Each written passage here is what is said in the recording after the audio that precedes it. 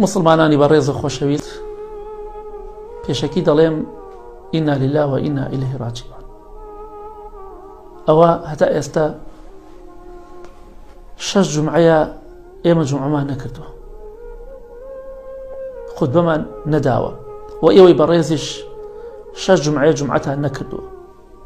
هەمومان ئێستا هاوار دەکەین، داواکەین لە خوای گەورە ئەم دەرد و بەڵایە زوو لە کۆڵمان کاتەوە، بەهۆی تاوانەکانی خۆمان و خوای گەورە زیاتر غەزەبمان لێ نەگرێ. بێگومان دڵمان تەنگە، خەمبارین، ئەمیش ناخۆشیێک و ناڕەحەتێکە تێ ئەپەڕێ کۆتایی دێ بە ئیزنی خوا. بەڵام کاتێککە ئێمە هەمومان ئێستا بەهۆی ئەوە کە جومعە و جەماعەتمان نەماوە، نوێژەکانمان لە مزگەوت ناکەین، بەخوا براکان و ئیمانمان زەعیف بوو، گشتمان بەخوا دڵمان ڕق بووە، بەخوا داواکەین لە خوای گەورە ئیمانمان بەهێزکە. یەکێک لە هۆکارەکانی ئیمان بەهێزی نوێژی جومعە و جەماعەت کە ئێمە ئەمڕۆ لێ بەش بووینە، ئینشاڵڵا ئەمیش تێ ئەپەڕێ بە پشتیوانی خوای گەورە، وەکو جارانیش خوای گەورە ئینشاڵڵا جومعە و جەماعەتەکەمان بۆ دەنووسێ، چونکە ئێمە عوزرمان هەیە. بۆیە ئینشاڵڵا با بە خۆمان دابچینەوە. کاتێکش کە مزگەوت کرایەوە با بە دڵێکی خۆشەوە ڕووبکەینە مزگەوتەکان. ئەوە ناخۆشە کاتێککە ئەمڕۆ مزگەوتەکان داخراون، بەڵام لەوە ناخۆشتر ئەوەیە کاتێککە مزگەوتەکان کاتی خۆی مزگەوتەکان کراوە بن، چۆڵ بوون. ئەوە کارەساتێکی گەورەیە. خەڵکی ڕووی لە مزگەوت ناکرد، خەڵکی خوای لەبیر چوو بووە.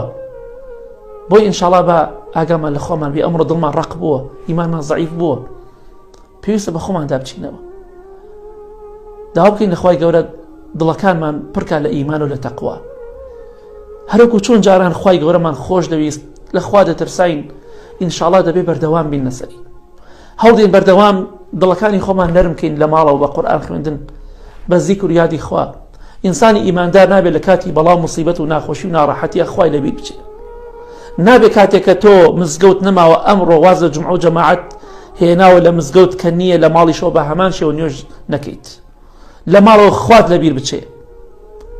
تەمەند سیقەی نییە براکانم، خوشکەکانم. بۆیە ئینشاڵڵا با هەوڵدەین ئیمانی خۆمان بەهێزکەین.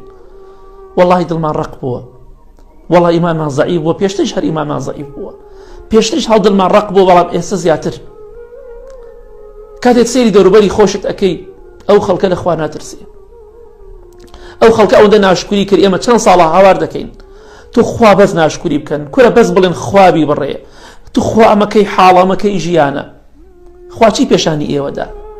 خوا نەخواستە ئەگەر ئەوەی خوای گەورە پێشانی وڵاتە زلهێزەکانیدا لەم نەخۆشیدا خۆ ئەگەر پێشانی ئێمەی بدایە، ئەو کاتە ئێمە بێ حاڵمان چۆن بواە لە ماڵەکەی خۆمان نەمان ئێوەرا بێنە دەرەوە. سپاسی خوا بکەین، ئەلحەمدولە ئەم میلەتە مەزڵومە، ئەم میلەتە ستەم لێکرا و داماوە، خوای گەورە ئەم نەخۆشی بە ئاسانی لەسەری تێپەڕاندووە. ئەلحەمدولله.